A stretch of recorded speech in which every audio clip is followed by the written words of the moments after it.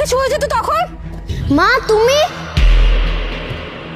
মুনা, আর আলিফ, তোমার common sense কোথায়, দায়িত্ব কোথায়? হ্যাঁ, আমাদের মেয়ে যে তোমার পাশে দাঁড়িয়ে এইভাবে একটা কারেন্টের খাম্বার হাত দিতেছিল, যদি ওর কিছু হয়েছে, জানো না এটার মধ্যে কারেন্ট আছে? হোয়াট ডিড ইউ সে? আমাদের মেয়ে? ও আমাদের মেয়ে না, শুধুমাত্র আমার মেয়ে। কেন ভুলে গেছো? আমার মেয়ের যখন মাত্র 2 বছর বয়স, যখন ও কেবল নিজের মাকে চিনতে শিখছে, মাকে ডাকতে শিখছে, ঠিক তখনই তুমি আমাকে ডিভোর্স দিয়ে আমার মেয়েকে একা করে চলে গেছো। ভুলে গেছো? আর এখন আসছো তুমি আমার মেয়ের কেয়ার করতে। ওর কেয়ার আমি করতে জানি। এতদিন যাবত ওকে আমি মানুষ করছি, এত বড় আমি করছি। হ্যাঁ, আমি মানছি যে আমি তোমাকে ডিভোর্স দিয়েছি, হ্যাঁ, কিন্তু আমার মেয়ের মানে আমাদের মেয়ের কষ্টটা কিন্তু তুমি নিয়েছিলে। হ্যাঁ, আমি কিন্তু চেয়েছিলাম আমাদের মেয়ে আমার কাছেই থাকবে, কিন্তু না, তুমি সেটা হতে দাও নাই। তুমি কি করলে? মেয়ের কাস্টাডি নিয়ে নিলে।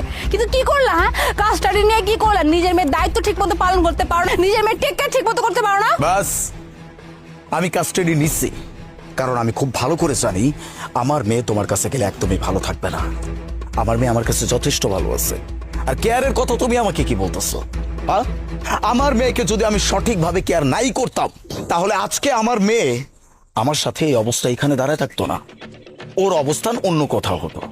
যাই হোক, তোমার সাথে এত কথা বাড়িয়ে তোমার কোনো লাভ নাই। এখন তোমার এত কেয়ার উতলায় উঠতেছে কেন? হ্যাঁ, চলে গেছিল না নিচের বিজনেস দাঁড় করানোর জন্য?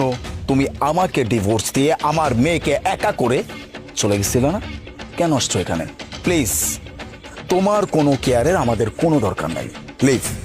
হ্যাঁ, আমি আমার বিজনেসের জন্যই আমি তোকে ডিভোর্স দিয়েছিলাম।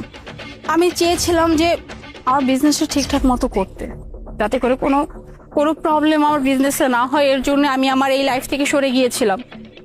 কিন্তু আলিফ, যে বিজনেসের জন্য আমি এত কিছু ত্যাগ করলাম, আমার সাজানো সংসার আমি নষ্ট করলাম, সেই বিজনেসটাই তো আমার কাছে এখন নাই।